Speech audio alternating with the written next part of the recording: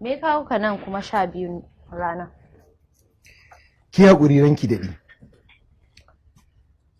An yi ƙa'ida da ni, amma na kauce ƙa'ida. Ba aiki ba ne kawo ni yanzu. Da kika shiga da ne ba ne? Na zo isar da saƙo ne. Amshi. Ki karɓa mana. Sauri nake yi, saboda zan koma ƙila zan yi tafiya yau. Daga ina kuma in jiwa? Amsoshin tambayoyinki na ciki. To ga bude ka karanta in ji. Ba fa'ida in bude in karanta abinda hannuna ya rubuta. Na san cewa kina da ilimi, za ki iya karantawa da kanki. Abin da sa na kawo miki kenan. Sai ki karanta, kuma baki da hurumin da zaki sani in karanta wannan wasiƙar, domin ba a gargashin ofis ɗinki ta zo ba, a gargashin iko na ta zo. Ba dai kace ba a gargashin ofis ɗina yake ba. To za ka iya tafiya da abarka. Wannan takardar ya kamata ki karɓi ta ki duba ta, saboda ruwan jakaraci. In biki sha ta abin ni ba, za ki sha ta a ƙauye. Idan biki karanta ta a nan ba, za ki zo ki tarar da ita. Za kuma ki fahimci saƙon da yake ciki, ko ta hanyar ki ko kuma ta wata hanyar daban.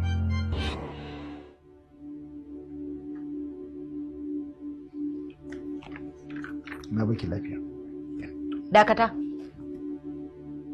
Ajiye ta.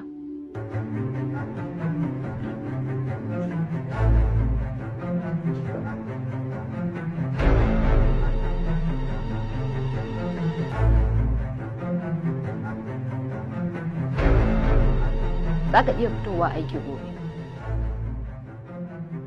amma idan har ba za ka makara.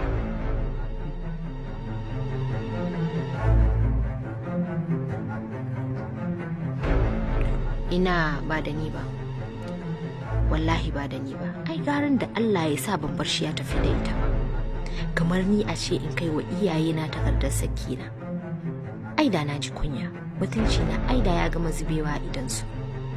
Yanzu ina zan sa kaina da wannan takarda. Amma idan ya san wata, ai bai san wata ba.